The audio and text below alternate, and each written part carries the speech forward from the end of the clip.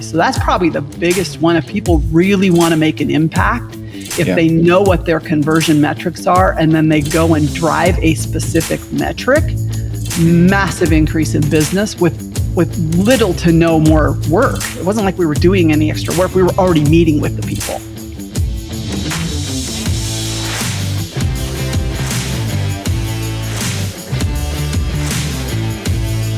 So the question is this: how do most agents find the secrets to succeed in today's competitive real estate market, especially when the top agents are keeping those secrets to themselves? That's the question, and this podcast will give you the answer. Hi, I'm Aaron Amuchastegui, and welcome to Real Estate Rockstars.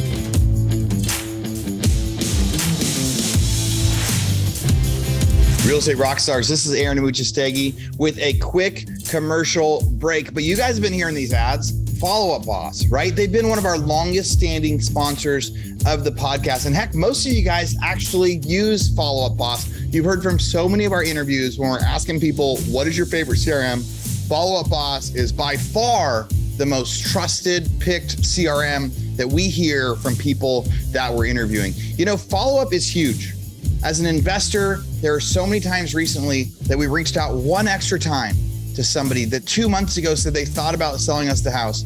And by just following up again, they said, yes, I'm ready to sell today. And they didn't know us from anybody. They were going to say yes to the next person that reached out. And it was the fourth or the fifth time that we reached out to them. So follow-up is important as an agent, as an investor, as everything. You know, Follow Up Boss gets you and your team totally organized. Contacts, leads, all in one place. They have like 250 integrations to all the other things out there for like texting, phones, voicemails, all the other products that are out there. It helps you convert leads to deals, and then you decide how you want to expand and exactly when that happens for your business. So tons of guests in here. Here's a couple of our guests saying what they like about Follow Up Boss.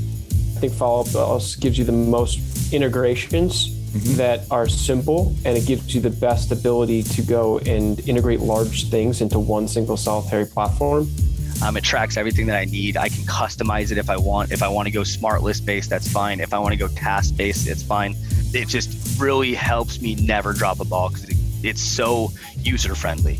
Also, before I forget, Follow Up Boss is hosting FubCon. Yes, FubCon 2022. It's an annual event hosted by Follow Up Boss, the leading CRM in the real estate industry. The 3-day event is packed with actionable tips, strategies that agents can use to double their listings, convert more buyers, and create systems that their agents love using. And right now, as the market gets tougher, a conference like this is exactly the thing you need. The keynote speakers are some of the most iconic agents in the business, and they're sure to inspire and motivate attendees. In addition to educational sessions, there will be plenty of networking opportunities with some of the industry's brightest real estate professionals. FubCon is a perfect opportunity to learn and take your business to the next level. I hope you check it out. What is up, Real Estate Rockstars? Welcome. Thank you for being here today with my special guest, Stephanie Brackett. Now, you probably know this name, Stephanie Brackett, because she is also, like me, a guest host on this amazing podcast, Real Estate Rockstars. Stephanie, you may or may not know, is the VP Operations for DRO Investments. She's got an incredible background, and especially for a time like this, folks, where we're talking about moving into a market shift, or maybe you're already in it, Stephanie's going to be an amazing resource for you. Welcome, Stephanie. Great to be here. Thanks, Courtney. Oh my gosh, I'm so thrilled. We were talking pre-show about your ninja skills and all the things that you love and all the things that you nerd out on. And it's just really, really important stuff for a time like this, more so maybe than any other time. I mean, when you're making money and things are easy and the deals are flowing and everybody's business is growing, I think it's fair to say that it's easy to take your mind off of the bottom line and a lot of the efficiencies in your organization because there's just deals kind of lining up for you. And now, depending on the market of our listeners, things are changing. I know some markets are already down 25 or 30% year over year. And I know now people are being more conscious of their conversion. They're being more conscious of their spending. They're being more conscious of a lot of things in their business that they didn't necessarily have to over the past couple of years. And from our discussion earlier, Stephanie, it sounds like you've really made it your business over the years to help businesses and companies be more efficient. Does that sound about right? Absolutely. Yep. And the market, it's one of those things where we get a little bit lazy when the things are going really easy and we forget the basics. And that's probably what most people are feeling right now. And anybody who's got in the business in the last 2 years, they don't realize what a hard market is, what a really tough market is, what the 2008, 2009 market was. And so it's really easy to get a little bit complacent, I guess is the best word, complacent in how you run your real estate business. Yes. Yeah, that's true. Even the shift that we saw around 2016 to 18 in a few different markets really paled in comparison to what all of us saw back in 2008 through 2010. And you were in business at that time and you were working, with big teams. So maybe tell us a bit about your background, Stephanie, and help our viewers and listeners understand where you come from and why your insights here today are so valuable to them. Perfect. So yes, I got my real estate license back in 2006.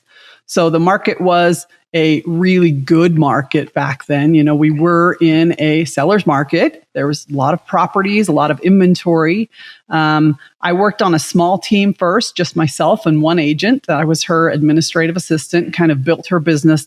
I was one of those EAs that kind of did it all. I mean, like fix the lady's credit, whatever she asked, I did. Pick up her dry cleaning, run all her transactions. I did everything. And from when you there, left, she was in shambles. Yeah. She was awesome. She actually relocated, so it was okay. Like we parted on great ways. She moved down to St. George. I'm in Idaho. So she moved down to St. George to retire. So it was okay. So I started working for a team, and we were actually the first Keller Williams team in the Idaho area, Eastern Idaho. And so the guy that brought me on said, hey, I want to build a team. There's this team concept, which was kind of unheard of back then. I want to build this team. So will you help me build a team? And I'm like, absolutely.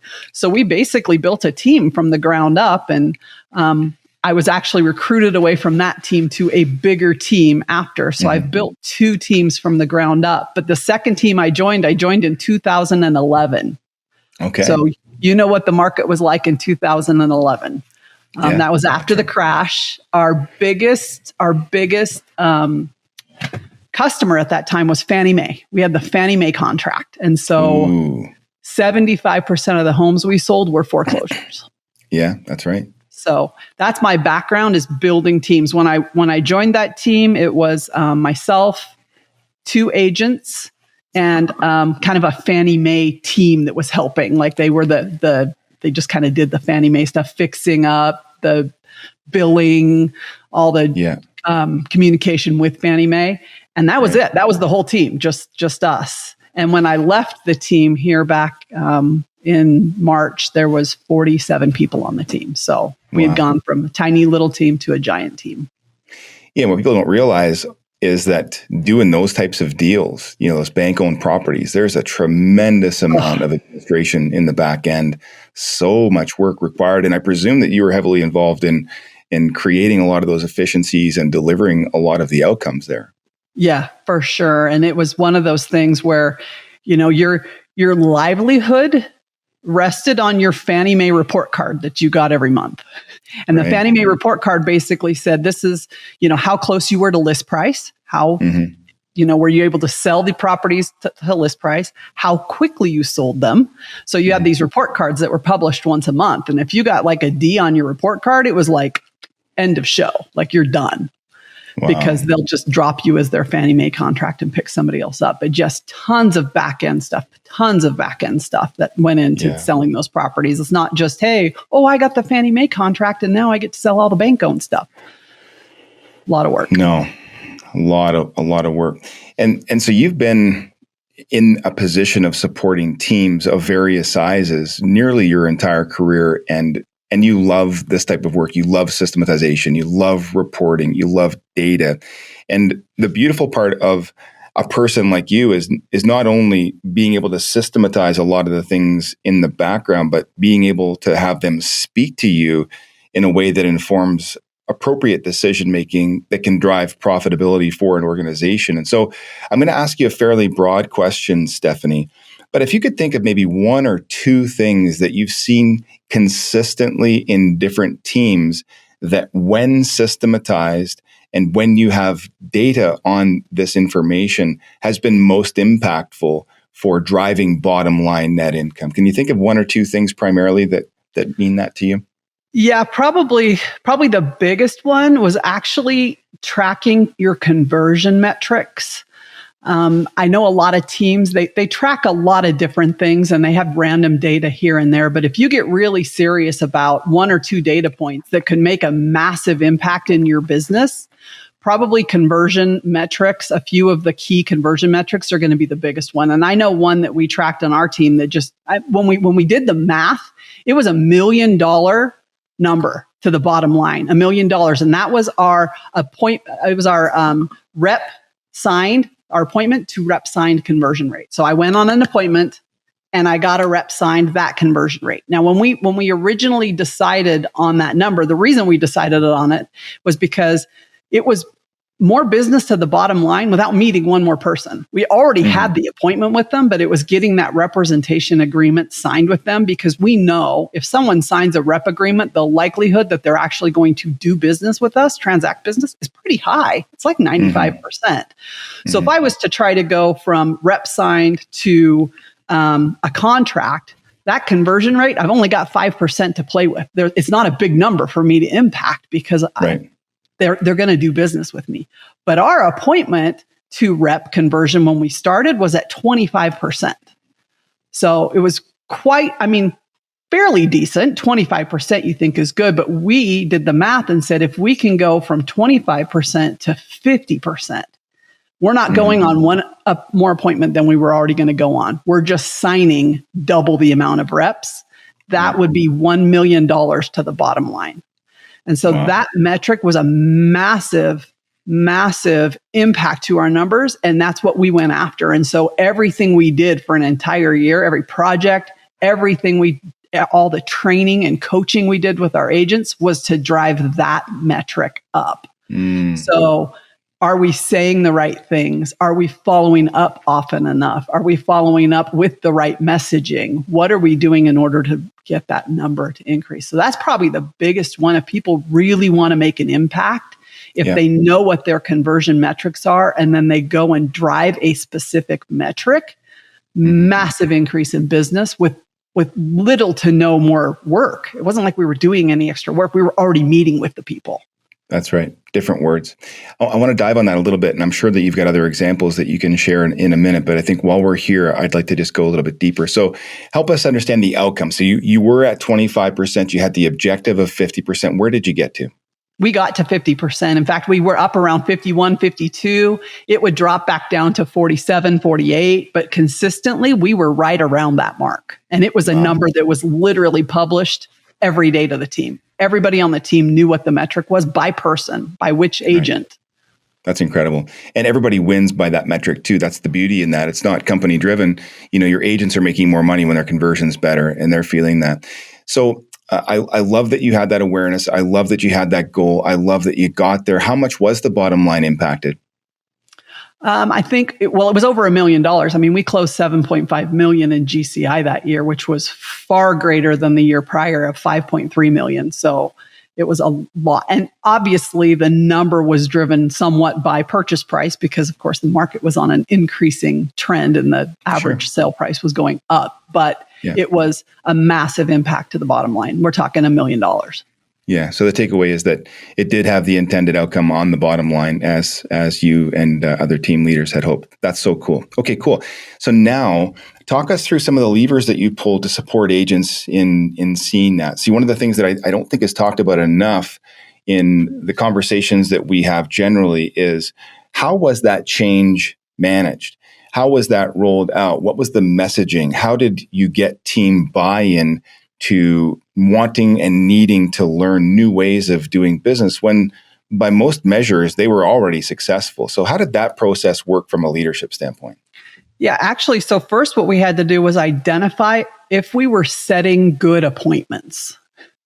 So we had an ISA team. A lot of teams have a team of ISAs. So we were running an ISA team. And the first thing we had to do was really define what a good appointment is. What is it? So we didn't have these two teams. The ISAs are saying, hey, I set you a laydown and you didn't convert it. And the agent's saying, no, you set me a crappy appointment. That's why I didn't convert it.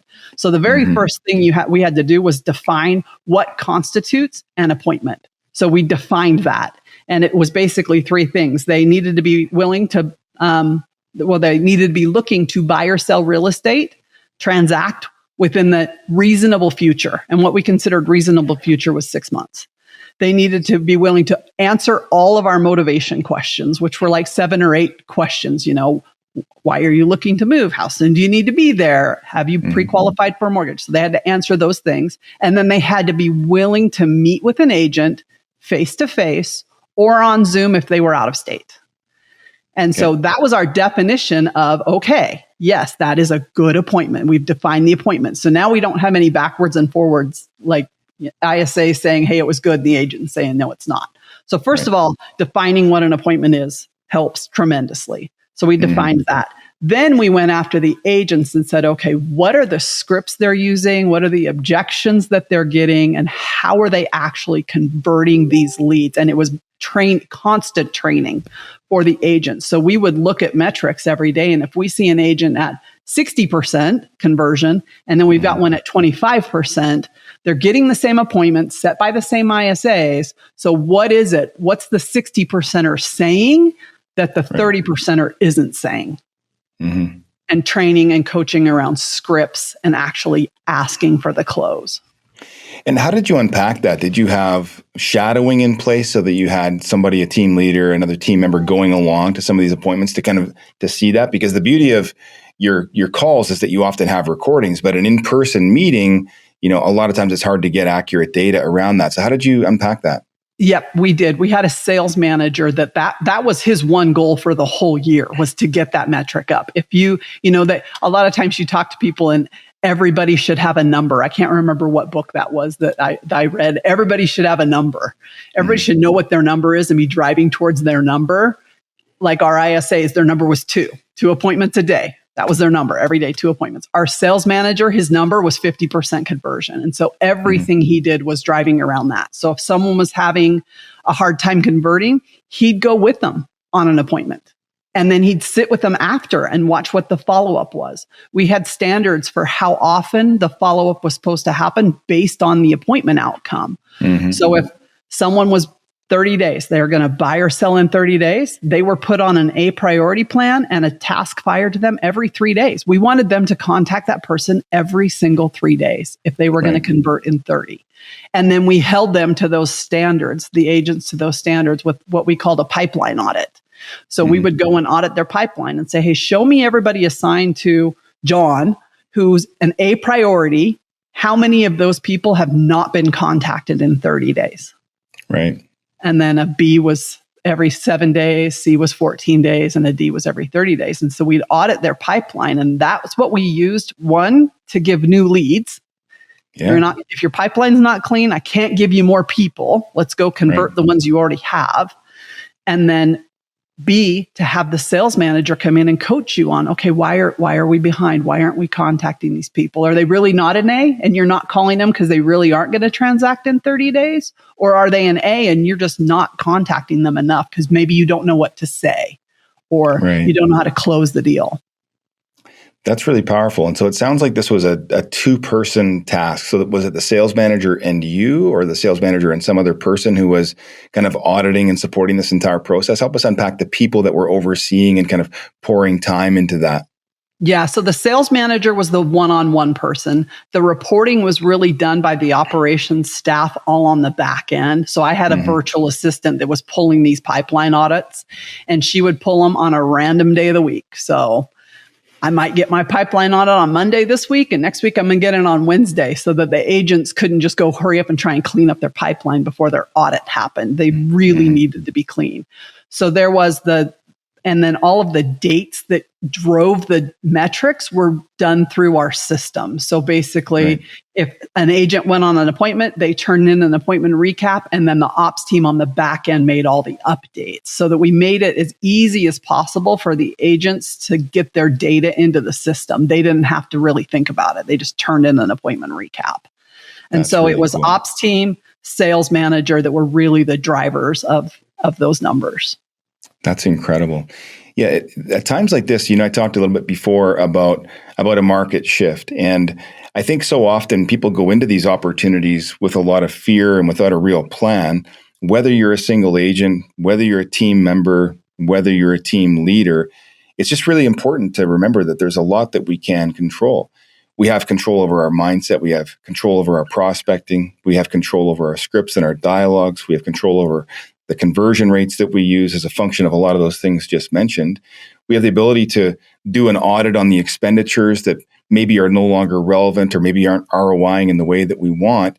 And we also have to remember that at a beautiful time like this, people are leaving the industry. Now, we don't want it to be anybody that we know or anybody listening to this podcast, but the truth is that, the market may go down 40%, but we'll still lose 20, 30% of the agents that got into the market over the past couple of years, or folks that have been at it a long time and are now using this shift as an opportunity to retire. And so in a lot of ways, like the per agent production available remains fairly consistent during a shift like this. And so what I always say, and what you're teaching folks here today, Stephanie, is that what an opportunity to gain market share by just keeping your eye on a couple key levers that you can pull. And so having said that, what are some other levers that in your mind have been really impactful over the years, the shifts that you've worked in, the teams that you've been a part of, in addition to the ones that you've already mentioned that somebody might look at a shift like this one? Well, the funny thing is we're constantly in a shift. You know that. I know that. We went through a shift in 2019. It was just a different shift. COVID hit and we had we're always in a shift. The first thing you have to do is identify, get real with what the shift is. Let's get real with what's actually happening. And like you said, agents are going to be bowing out. That's going to happen now. But what are the opportunities we have within this shift to excel?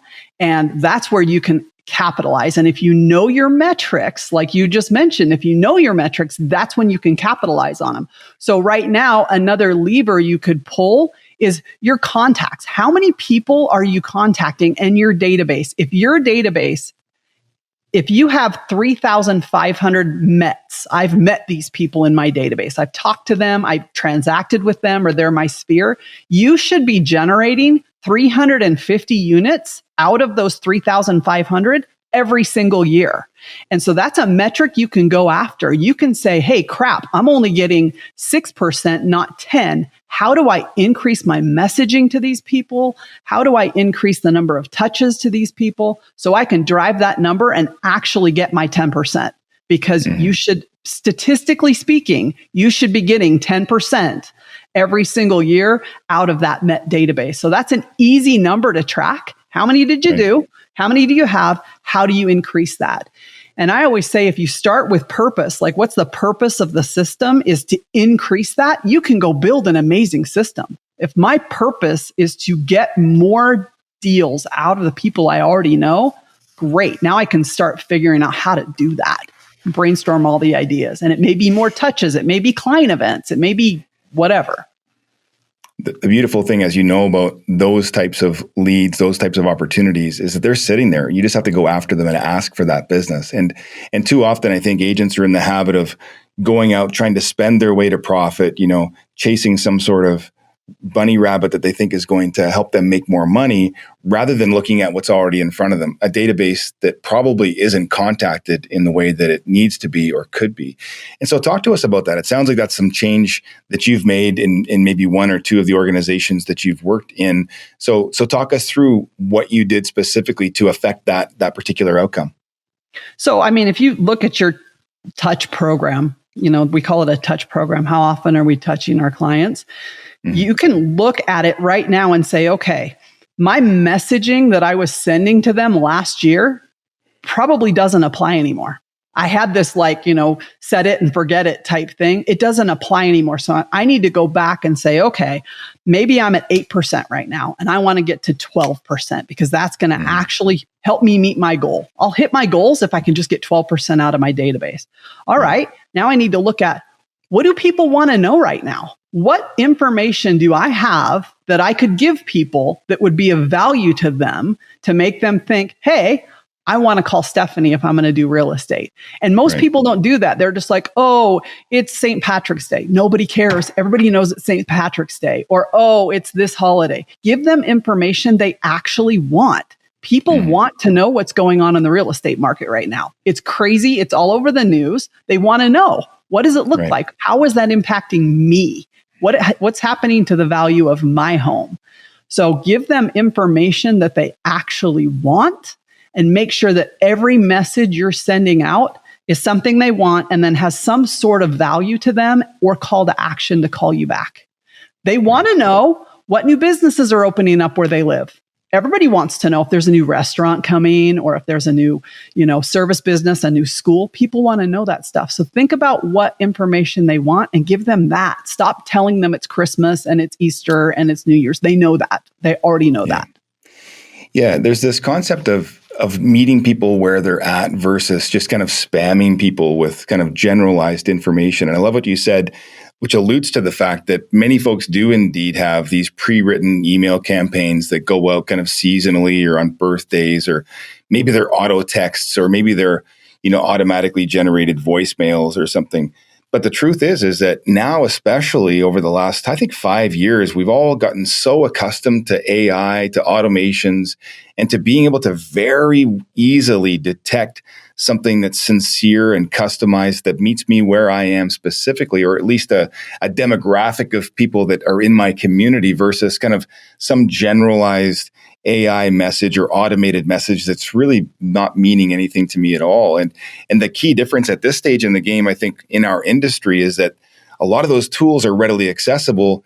Even below average performers in many cases use these tools. And so in order for us to really level up our game, we have to have that personalized messaging. It has to be done with more frequency, and it has to be done meeting people where they're at better, more effectively, realizing that we're there with them, we're not kind of above them, projecting, some baseless, useless information down upon them, right? 100%. 100%. And if you really sat down and thought about it for 20 minutes, you can see companies that that are giving you information on products that they sell that you look at. You're like, oh, wow. Tory Burch is on sale today. I care about that. I'm going to go buy some Tory Burch. But, right. You have to make sure that you're looking at what marketing you're getting and then realizing, okay, why is that a hook to me? And then integrating that into the marketing you're sending out. What's a hook to them? What information could you give them that they actually want to get from you? Yeah. And the truth is that the data is not hard to get. The tools that you can use for creating great hooks and great anchors and great copy aren't hard to find. Gosh, you can go look that stuff up on Google. There's a few books that you can buy that you're sending out amazing copy, you're sending out amazing messaging, and you're getting engagement, and you're building stronger relationships and rapport with people that already knew, like, and trusted you. But now you're just being reminded as a consumer about how great this person is and how awesome they are providing you with things that you see valuable. So that's really, really powerful. Those are two things that I think any agent, any team, or even team member can be doing. Something that I want to unpack just as a relevant detail for those of you that are listening that are on teams. We have a large team, and one of my team members who's been with us now 3 or 4 years since the very beginning has been really, really good about building a follow-up campaign for his past clients. And that's in addition to the one that our team uses.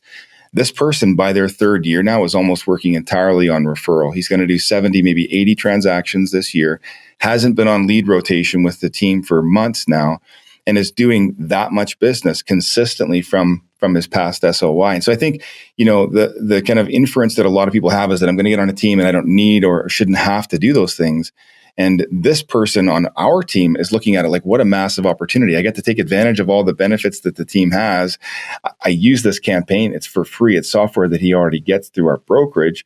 He's not stressed about it. It takes probably 5 minutes, maybe, a week or something to manage. By the time he posts his video, links it, and sends his email, in total, maybe he's up to an hour. But to what end? Hundreds of thousands of dollars in commission income now by his 3rd year licensed. And that's awesome. Opportunity that's available to every single person using strategies like the ones that you've just shared. 100%. And the cool thing about it is, honestly, that when you are working with someone you've already worked with in the past, your chances of conversion are like 95%.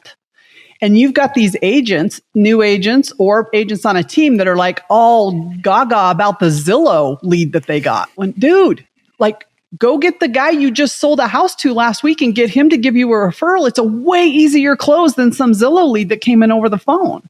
They just, I mean, if they really wrap their mind around how powerful it is to have someone else give them a name and go after that, and how much easier that is to convert, or someone they've already done business with, so much easier to convert. But they chase these other things. They just chase them, and they're so much harder. I think there's something in that, Stephanie, that agents sometimes feel awkward or badly going back to people that they've already done business with and asking them for support. And one of the things that I've consistently tried to share with my team members is that there's a couple of real easy scripts that people can use. I mean, first of all, if you really liked working with someone, why not just say, hey, you know what? I really liked working with you. I'm going to miss the opportunity to get together with you folks so much. You don't happen to have any friends or family that are looking at buying in the next little while. It'd be cool to meet some of your sphere. Like just a simple question like that introduced periodically, or circling back with someone and asking them that same question. Another one that I love to use is going back sometimes at the first of the year, depending on when in the year it is, and just saying, hey, you know, I'm circling back with you. It was so great to work with you last year. I've got some really, really aggressive goals this year that I wanted to share with you. But first, tell me what your goals are for this year. Tell me about how your summer's been or whatever. And then circle back with them and say, hey, you know, I wonder if I can get your help. I need a favor. If it's okay to ask, I've got this goal of selling 80 homes this year.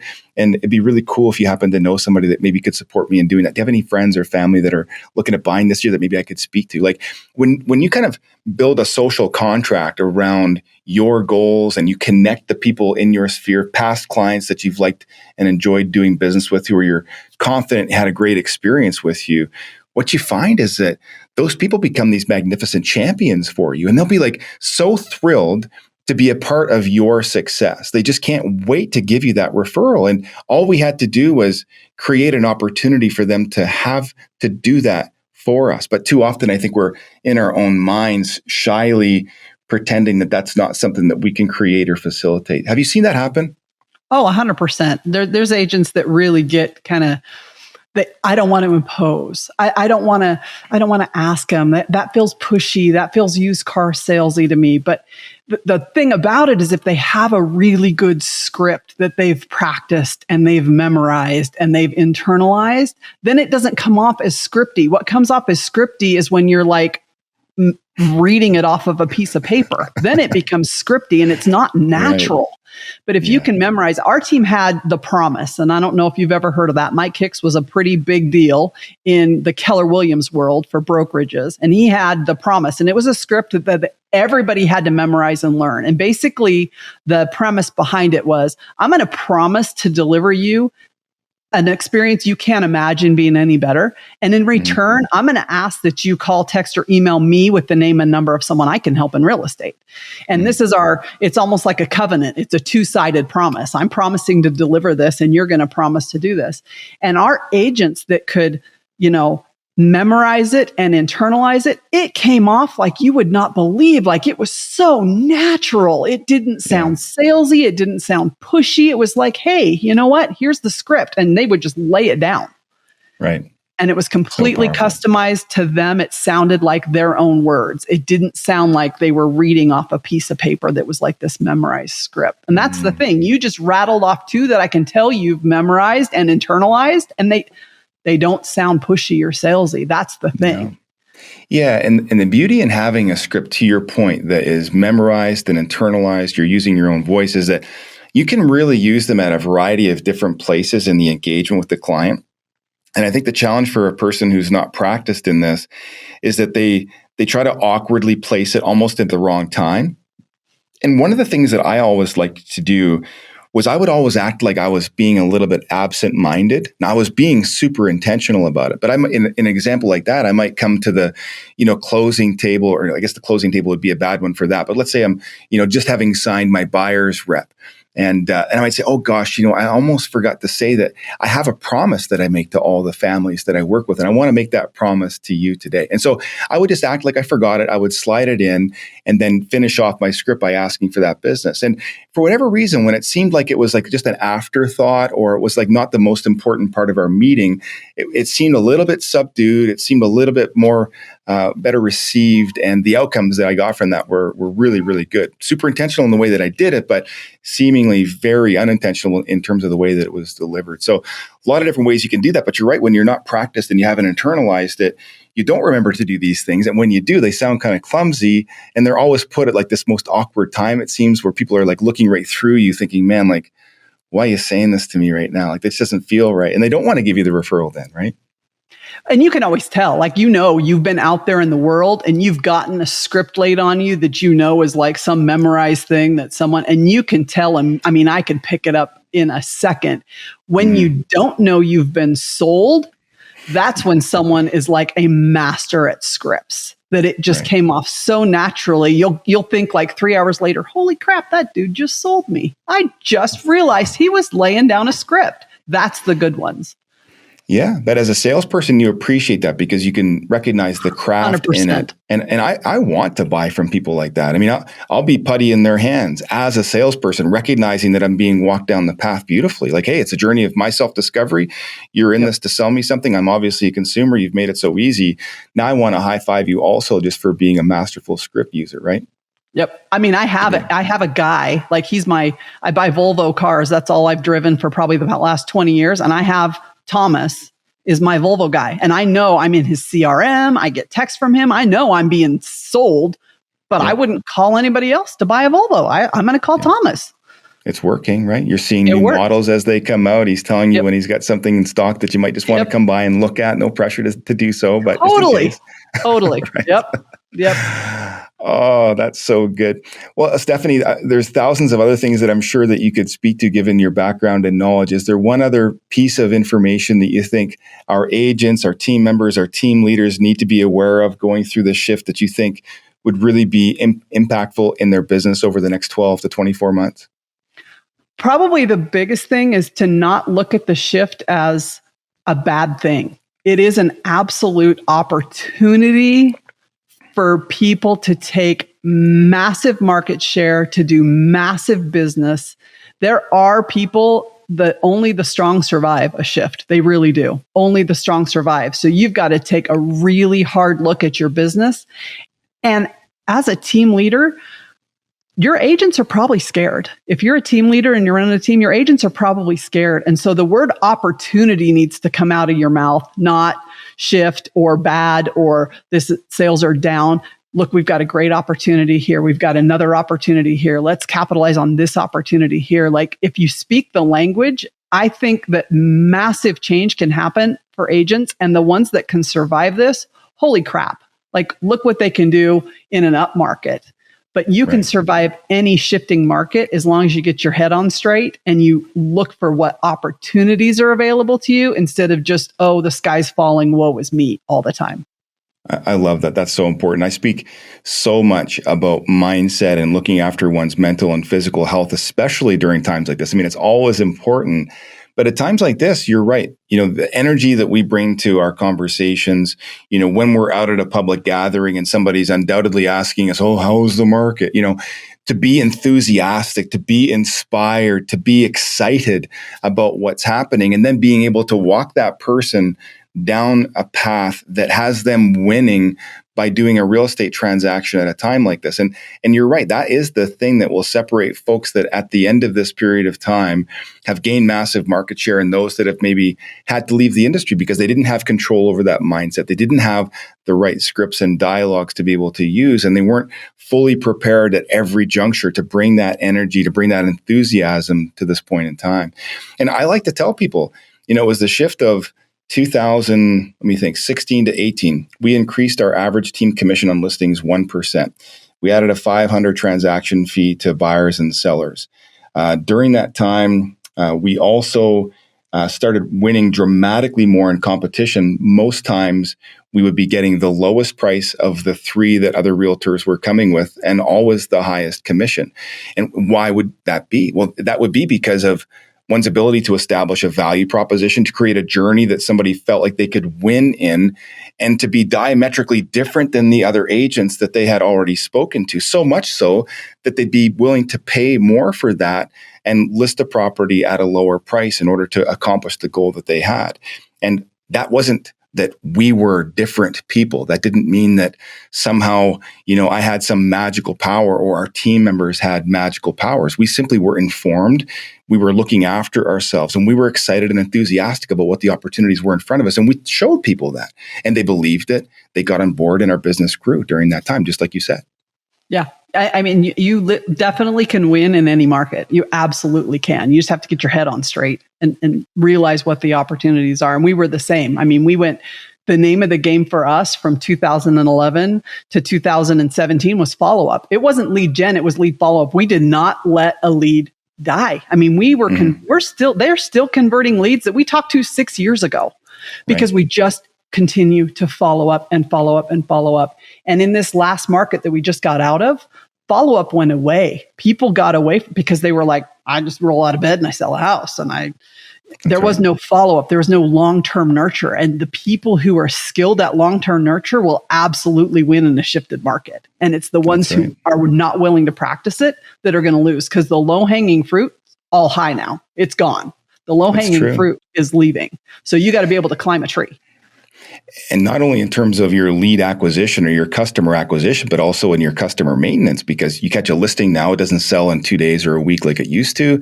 A lot of times you've got to go through price adjustments. A lot of time got to help your consumer understand, why that's the best decision, how it's not their fault, your fault, but it's a reflection of the market. All those things are part of that more regular follow-up that I think many, many people right now are completely out of the habit of doing, especially these folks that just got into the market over the last couple of years. They don't even know what a price change is. Yeah. Like, what do you mean? Like, all I know how to do is write a backup offer. I'm not sure about this price reduction thing, right? Right. So those are all showing things feedback. That's another system that went by the wayside. No one asked for feedback. If they didn't like the house, they didn't buy it. But I have 17 other offers of people who did like the house. So showing feedback's another one that system went away, and people have to figure out how to bring it back. There's a lot of systems that need to be overhauled for this new market. Yeah, it's true. The other piece that's going to be a factor there as well is that now agents over the last couple of years have gotten away from giving feedback because they haven't needed to, they haven't been asked. And so you're right, during the kind of short term over the next 12 to 24 months, there's kind of a drought of feedback. And so you have to be great at trying to get it, but also be explaining why you can't get it and helping your client understand that sometimes the absence of feedback, the absence of offers is indicative of some other challenge that you're faced with. And you have to be able to paint these pictures for your consumers, not just in terms of bringing people into the fold, but also keeping them there once you've got contracts signed with them. Super important work. Yep, for sure. Really cool. Stephanie, this has been so impactful. This is such important information that you've shared with our listeners and our viewers today. Thank you so much for being on the other side of the desk with the Real Estate Rockstars podcast. Thank you so much. Stephanie, if people wanted to reach out to you and unpack some of these things that you've discussed today, how would they do that? They can email me. I also do coaching. I'm for operations people. So I have a Steph Brackett opsboss@gmail.com, and that's for coaching inquiries. They can reach out anytime for that. Fantastic. Stephanie, super awesome chatting today. Thanks for being here. Look forward to seeing you some other time. Okay, take good care. Awesome. Thanks, Courtney. All right, Real Estate Rockstars, this is Aaron Muchastegui jumping in again to thank you for listening to the show. Hopefully you guys loved listening to that one. And I want to make sure that you know about all of the extra resources that we have. And also, we need your help. They say podcasts are free. You get to listen to podcasts for free. But what is the cost of that podcast? I would say if I could beg you to pay anything for that podcast, I would say the cost of the podcast is going and giving a review. So whether you download it on Google or Apple or YouTube or anywhere else, please go give us a review. Say what you liked, what you didn't like. It helps us get better guests. The more reviews, the higher we get in the rankings. Right now, we are the biggest podcast out there for real estate agents, and we want to keep that spot because we know there's lots of podcasts out there. So go give us a review. Also, be sure to go to hibandigital.com. If you liked any of the resources that those real estate agents talked about, we've got a huge video vault of those resources for free. Every penny that comes on the podcast that we interview, they give us something that helps them get their deals or helps them work with their clients. And we put that in the toolbox in our vault for you. So go to hibandigital.com and you can get it. If you're looking for real estate education, go to rebusuniversity.com. We have all sorts of courses in there to help agents succeed in real estate, how to get the listing, how to negotiate deals, how to become an investor, all sorts of different stuff, rebusuniversity.com. And if you want to chat with me, go find me on Instagram. And if you come find me on Instagram, you can send me messages. Tell me what you want to hear. Tell me what you liked, what you didn't like. We try to put a bunch of content out there too. You can find me in 2 different places. It's at rerockstars.com for our Real Estate Rockstars page, or at aaronamuchastegui.com for my personal Instagram page, where I can chat with you about all sorts of different things. Thanks for listening. We'll see you again soon.